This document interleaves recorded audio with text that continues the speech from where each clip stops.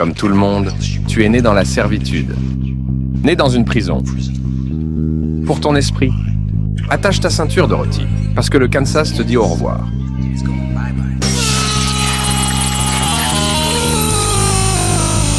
Vous voudrez vous souvenir de ce moment comme de la dernière fois où vous avez pensé que la Terre plate était stupide.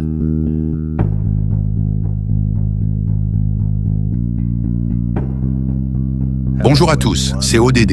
Et oui, j'avoue enfin que, même si je n'aime pas les étiquettes, je suis un platérien.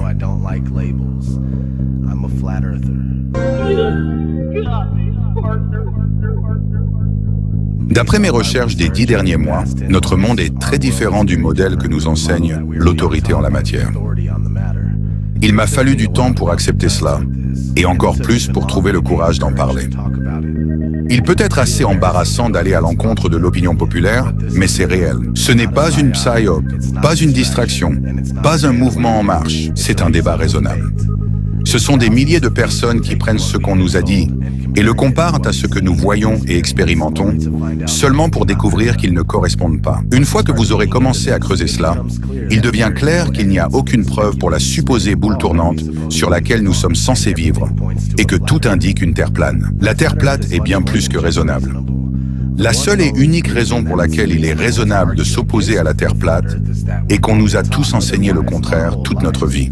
Nous croyons aveuglément à petit a, jamais prouvé, et b, une putain d'impossibilité. Grâce à des gens comme Éric Dubé, la Terre plate est réapparue et est plus que jamais en pleine forme. Avant de m'intéresser à la Terre plate, je savais qu'il ne fallait pas faire confiance aux programmes spatiaux. Un examen attentif de la NASA et d'autres programmes spatiaux révèle que les choses ne sont pas ce qu'elles paraissent et que nous, les gens, avons été trompés. Nous n'avons pas de vraies photos de la Terre et quels que soient nos efforts, nous ne parvenons pas à trouver la courbure. Non seulement cela, mais les trajectoires de vol ont plus de sens sur une carte plane et les grandes étendues d'eau ne pouvant pas se courber en une boule géante résonnent complètement. D'un point de vue scientifique, le modèle globe est très improbable. Que tout bon détective ne croirait pas un putain de mot que dit le globe. L'histoire du globe est si pleine de coïncidences circonstancielles et impossibles qui prouvent seulement que le globe est un putain de menteur. Nous y reviendrons dans cette vidéo et sur d'autres raisons montrant que le monde n'est pas celui auquel on croit. J'apprécie votre écoute. Allons-y.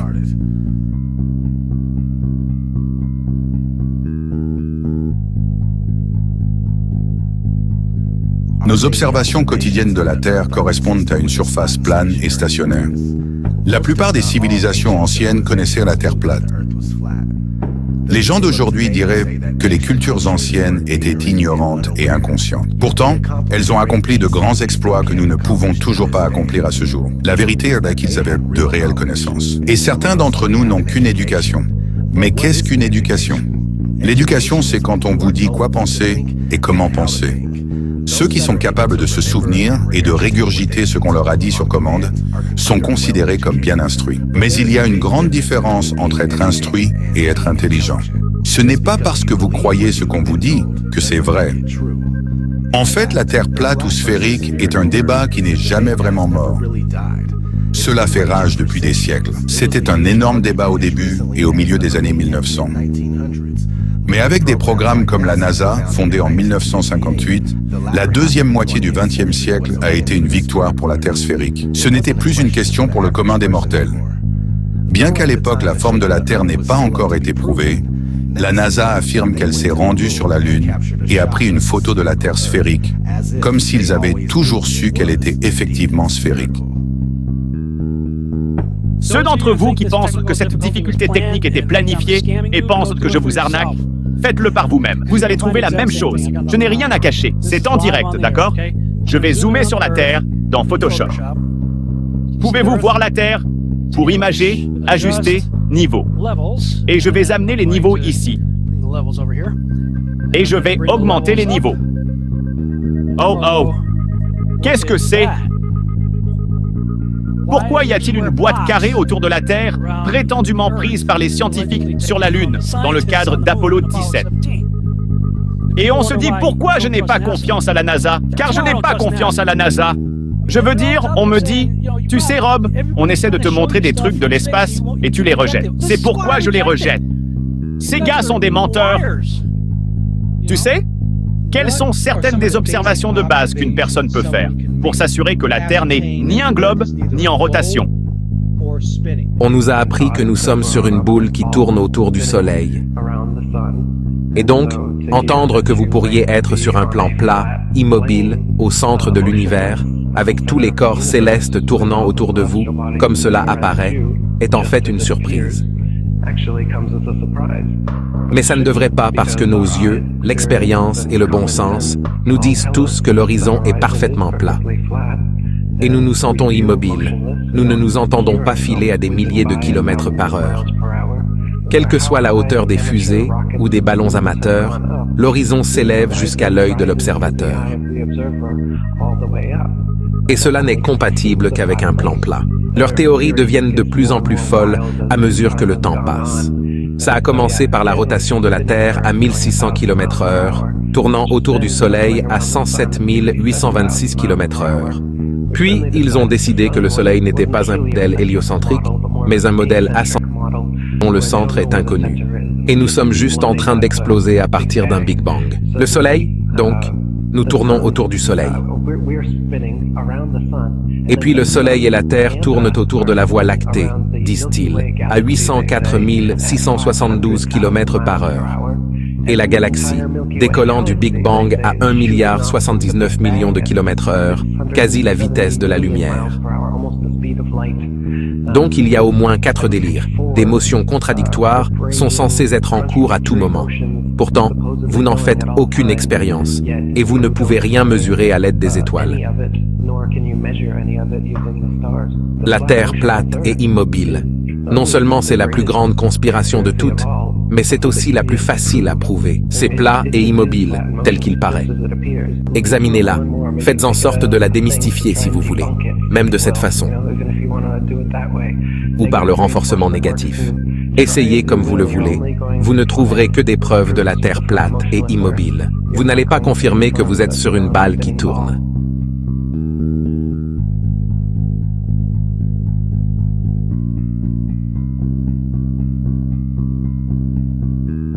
La courbure de la Terre nous échappe.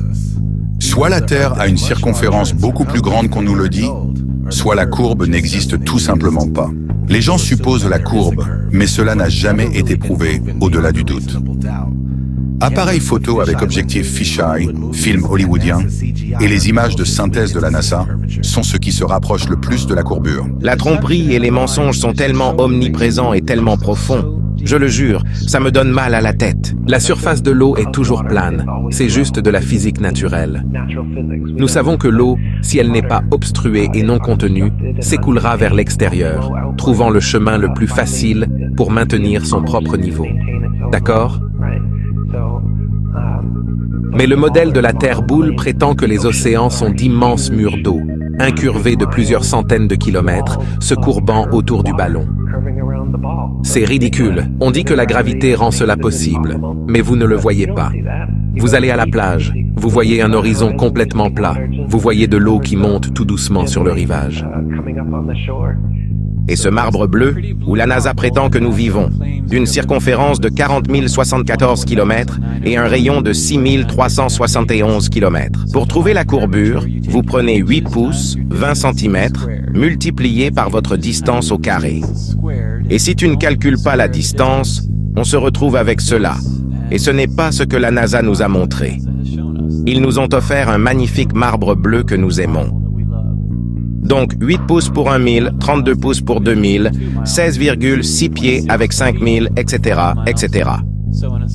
Donc, ce que j'ai fait, c'est photographier cette jetée qui se trouve à Daytona Beach, en Floride.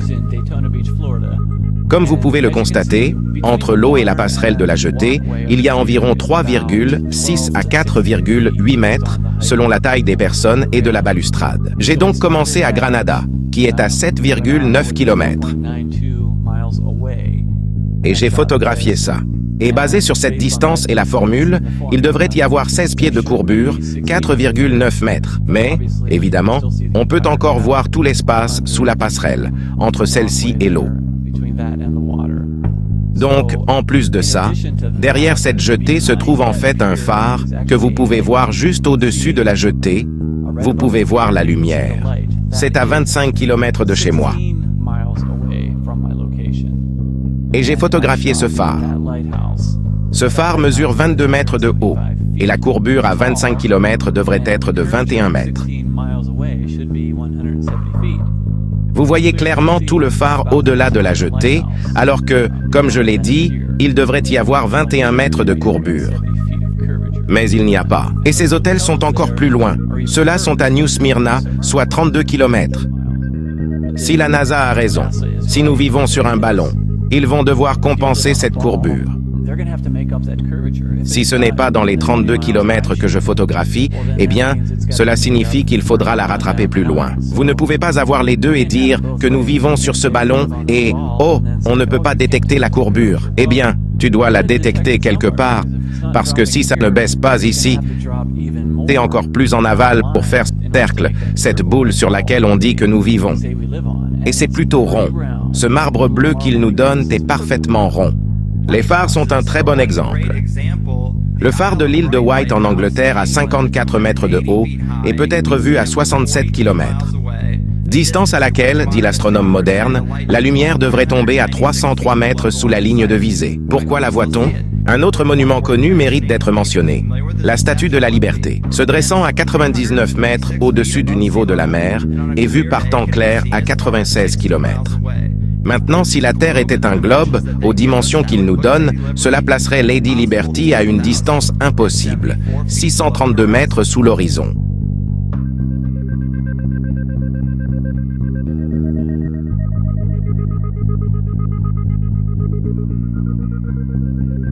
Non pas une seule photo de la Terre. Imagine ça, 2016, et nous n'avons toujours pas de photo de notre maison. Des milliers de satellites seraient en orbite autour de la Terre. Pourquoi ne pouvons-nous pas obtenir des milliers de photos? Une seule prise de vue avec la Terre entière. Bon sang, nous devrions avoir une chaîne sur le câble qui montre la Terre en rotation 24 heures sur 24. Tous les jours, non? Écoutons Robert Simon, de la NASA, expliquer comment nous obtenons de fausses images de la Terre.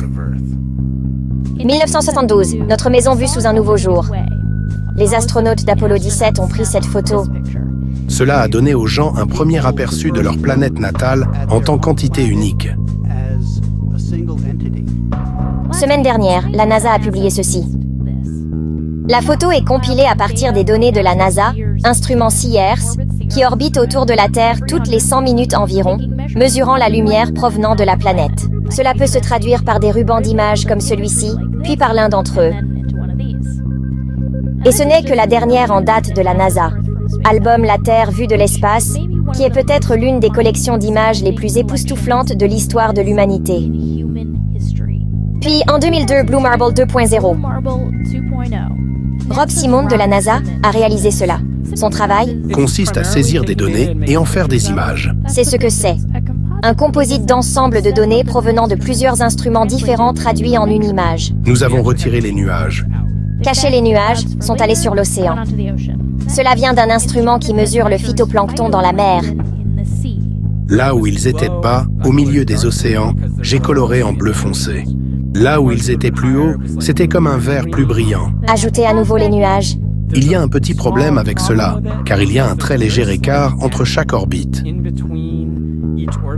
Certains d'entre eux sont donc peints. C'est photoshopé, mais ça doit l'être.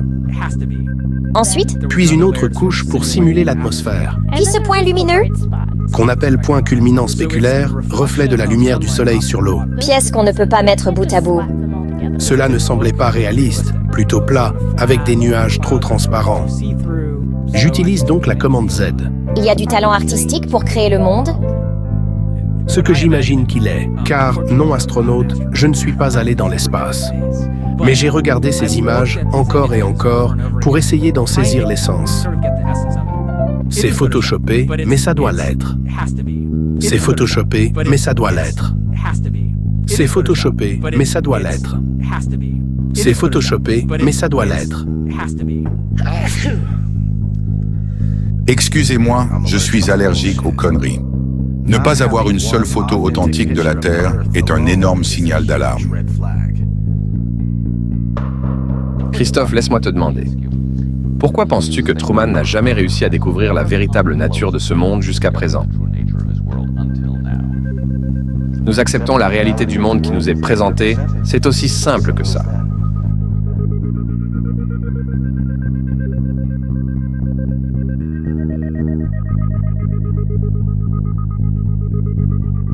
Le modèle Terre plate est un modèle fonctionnel. Ce n'est en aucun cas définitif en raison de la nature de cette dissimulation massive. Durant 500 ans, nous avons totalement adhéré au modèle héliocentrique copernicien. Mais ce que nous savons sur la Terre plane est basé sur la carte azimutale équidistante, qui semble fonctionner. Cette carte remonte à l'an 1000, et peut-être avant, maintenant utilisée comme carte officielle par l'US Geological Survey, et également comme logo officiel des Nations Unies.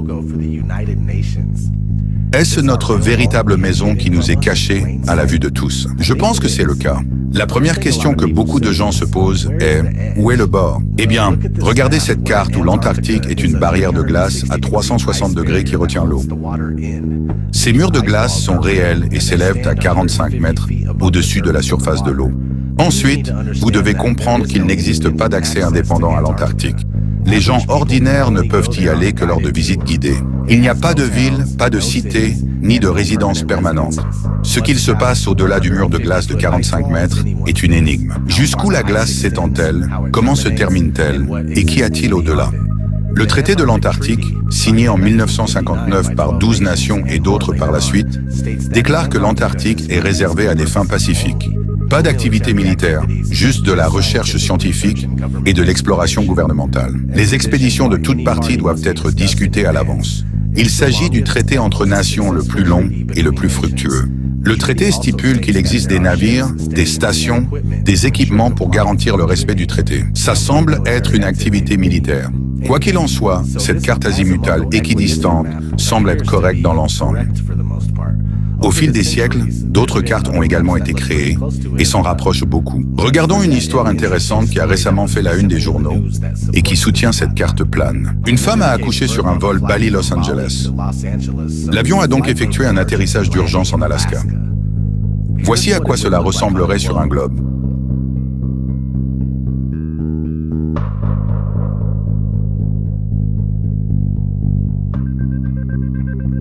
Maintenant, voici à quoi cela ressemblerait sur une Terre plate.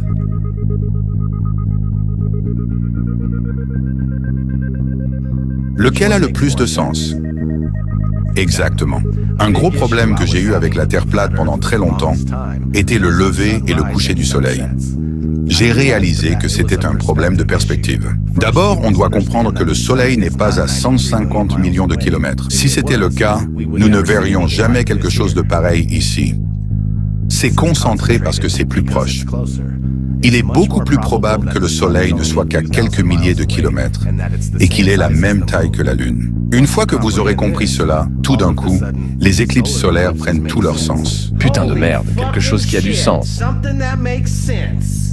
Donc le Soleil est proche, ce qui lui permet de mettre en lumière la zone qu'il survole, et quand il quitte votre champ de vision, dû à la perspective, il emporte la lumière avec lui. Il y a une quantité généreuse de lumière là où se trouve le Soleil. Mais comme il est proche, il ne diffuse pas sa lumière comme il le ferait s'il était plus grand et plus loin. Le Soleil fait le tour de la Terre comme une immense horloge. Parfois, cela prend du temps à comprendre. Bien, parlons de l'effet Coriolis. L'effet Coriolis stipule que, lorsqu'un objet en mouvement quitte le sol, la Terre continue de tourner.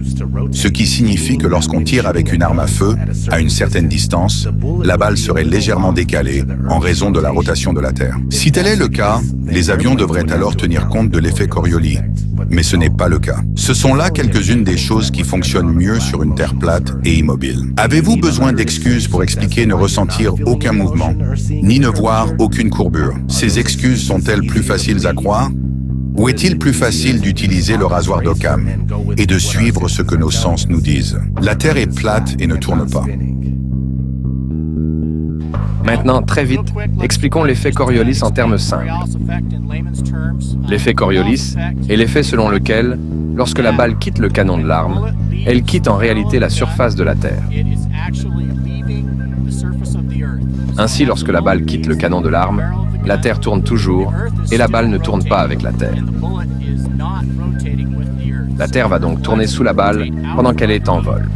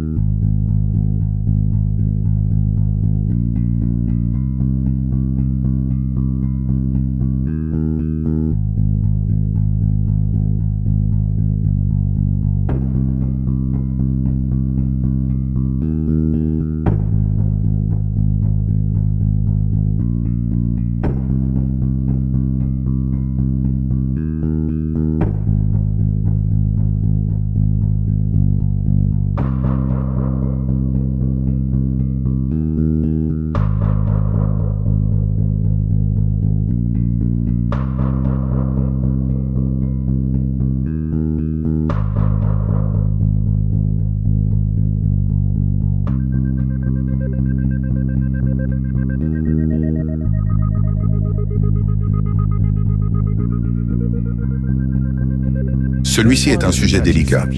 Cette putain de vidéo est un sujet délicat. Quoi qu'il en soit, il est difficile de faire passer ce message aux gens. Mais l'espace est sujet à débat. Les programmes spatiaux sont compartimentés et la plupart des astronautes sont des francs-maçons qui doivent prêter serment du secret lorsqu'ils traitent de ce qu'on appelle les missions. Le fait est qu'il y a tellement d'images de la NASA et d'autres agences spatiales qui commettent des erreurs. Parfois, nous pouvions voir des bulles dans l'espace. Parfois, nous pouvions voir des faisceaux et des fils sur les gens dans la Station spatiale internationale. Les cheveux permanentés ne bougent pas comme ils devraient le faire en apesanteur. Ce sont d'énormes signaux d'alarme, sans parler de la ceinture de rayonnement Van Allen. La ceinture de rayonnement de Van Allen est une couche de particules chargées énergétiquement, maintenues en place autour d'une planète magnétisée, telle que la Terre par le champ magnétique de la planète. Cela ressemble comme à un dôme, s'il y en a un. Curieusement, l'un des employés de la NASA a admis que cette ceinture de radiation devait être élucidée avant que l'homme puisse la traverser. Écoutez attentivement. À mesure que nous nous éloignons de la Terre, nous traverserons la ceinture de Van Allen, une dangereuse zone de radiation. Ces rayonnements peuvent endommager sur Orion, système de guidage, ordinateur de bord, appareils électroniques. Bien entendu, nous devons traverser cette zone dangereuse à 2 reprises, une fois à l'aller et une fois de retour. Mais Orion a une protection. Le blindage sera mis à l'épreuve pendant que le véhicule traversera ces rayonnements. Les capteurs à bord enregistreront les niveaux de rayonnement pour les étudier. Nous devons résoudre ces défis avant d'envoyer des gens dans cette région de l'espace. Parlons des satellites. Nous avons déjà expliqué qu'il n'y a pas d'image de la Terre. Alors, les satellites sont-ils réels? Peu probable. Des tours au sol sont construites partout dans le monde et sont plus que suffisantes pour relayer notre télévision, notre radio et services de téléphonie mobile. Tout le GPS est effectué via des tours terrestres. Des images comme sur Google Earth sont prises par des avions à haute altitude. Et la plupart d'entre elles sont prises avec des voitures sur rue. Savez-vous qu'Arthur C. Clarke, auteur de science-fiction, a inventé les satellites?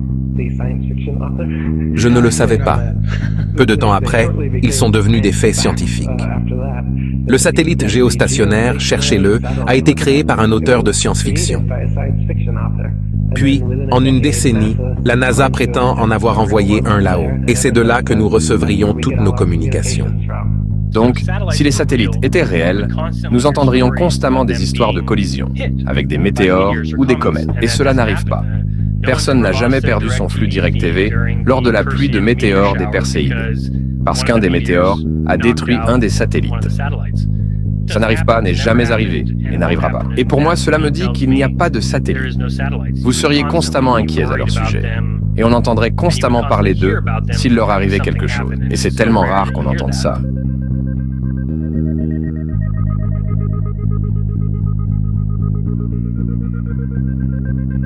Alors vous avez peut-être entendu, ou pas le terme, dissonance cognitive.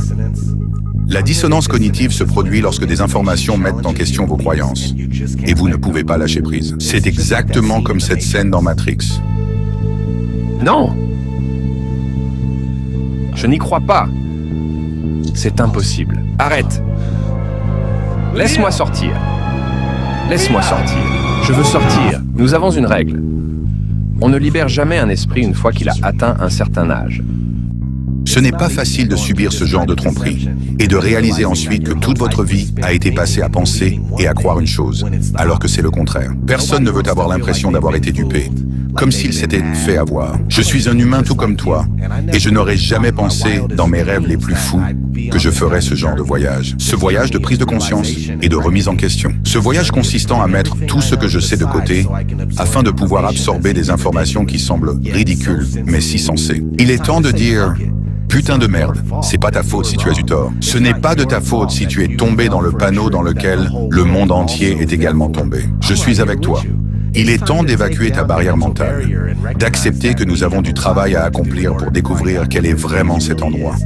Pourquoi nous sommes ici? Il ne s'agit pas d'être esclave du dollar.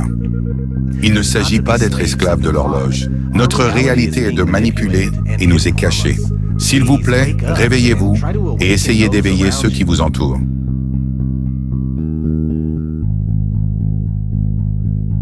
Alors, comment est-ce arrivé? Bon, commençons par la classe. La première fois que quelqu'un entre dans une salle de classe, il découvre le modèle du globe terrestre. C'est un modèle tridimensionnel de la Terre, et il n'a jamais été prouvé qu'il fut inventé dans les années 1400. Avance rapide vers 1927.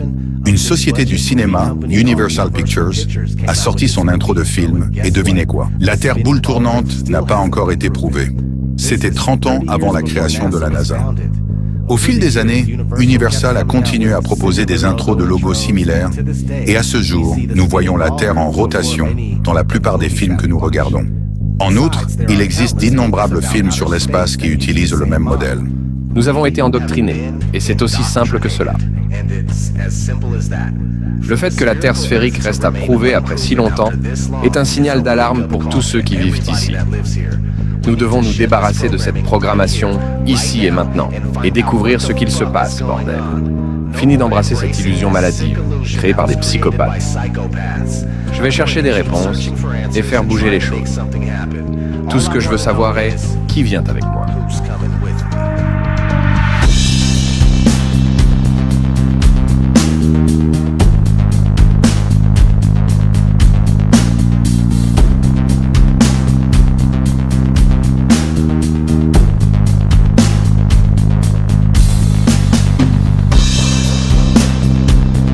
Nous n'avons pas le temps pour une réunion de la Flat Earth Society.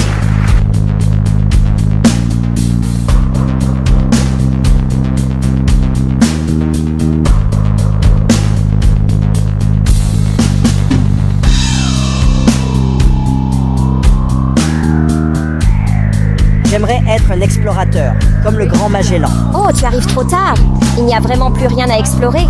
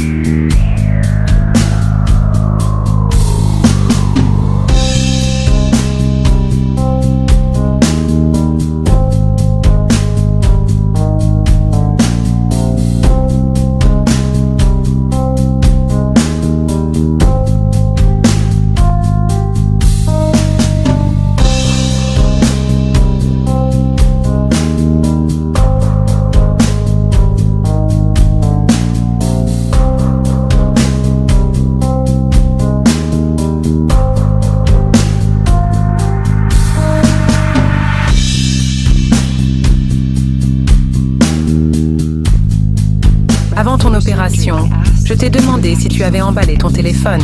Tu as répondu « Lequel ?» Quand? Skyler, j'étais sous médicaments. J'aurais pu dire que le monde était plat. Tu sais ce que je pense? Je pense que tu as dit la vérité par accident. Que le monde était plat? Tu sais, tu as accidentellement dit la vérité.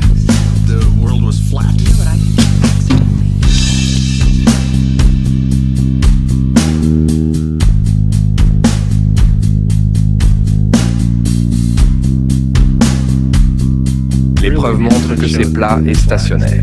Il existe beaucoup plus de preuves basées sur une analyse pure, démontrant que c'est plat et stationnaire.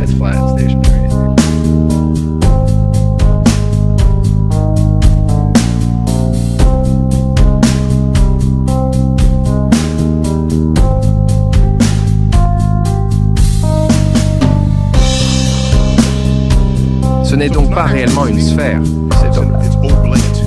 Et officiellement, c'est un sphéroïde oblate. Mais ce n'est pas tout. Il est légèrement plus large en dessous de l'équateur qu'au-dessus. Ça a l'air potelé, c'est plus potelé. Potelé est un bon mot. C'est comme en forme de poire. Nous sommes en difficulté à propos du manque de pensée critique, du manque de libre pensée. Nous avons vraiment un gros problème. On doit passer à la vitesse supérieure concernant l'éveil. Vous devez vraiment réfléchir et vraiment commencer à examiner ces choses et à les regarder avec un œil critique et un esprit critique.